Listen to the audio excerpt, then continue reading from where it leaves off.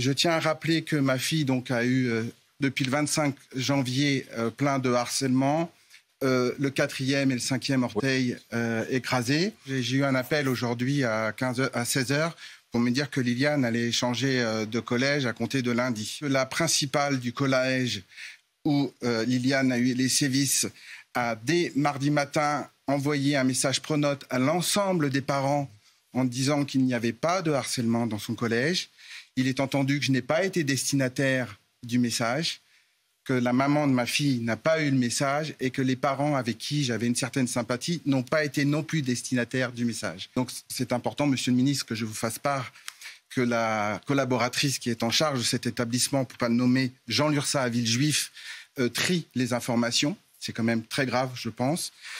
Je ne vais pas jeter l'opprobre sur telle ou telle personne de l'éducation nationale parce qu'il faudrait pour cela une enquête. J'entends et que vous ayez tous les éléments. Et que j'ai tous les éléments. Ce que je retiens, c'est d'une part qu'il ne faut plus que ce soit les harcelés qui soient obligés de quitter l'établissement. Et vous savez que j'ai décidé il y a quelques semaines que dans le primaire, où il n'y a pas de conseil de discipline, en cas de situation inextricable et difficile et mettant en jeu la sécurité et la santé des enfants, ce soit l'élève harceleur, y compris contre la volonté de sa famille. Mais l'exemple de M. Morin prouve qu'il est plus rapide d'agir pour sortir l'enfant harcelé que pour punir les harceleurs. Alors, il y a une procédure, il y a un conseil de discipline qui doit se réunir.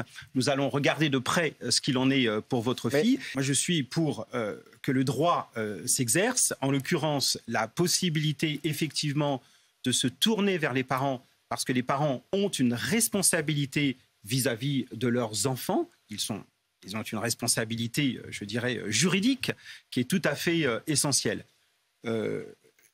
Cela me semble être un cadre qui respecte l'état de droit. Je ne suis pas favorable à ce que des mesures sociales, en quelque sorte, viennent mettre sous pression les parents. La question de la parentalité, la question du cyberharcèlement, la manière dont les enfants peuvent, par les réseaux sociaux, échapper aussi à la surveillance des parents. Il faut aussi reconnaître tout de même qu'aujourd'hui, être parent d'adolescents, ça n'est pas facile tous les jours.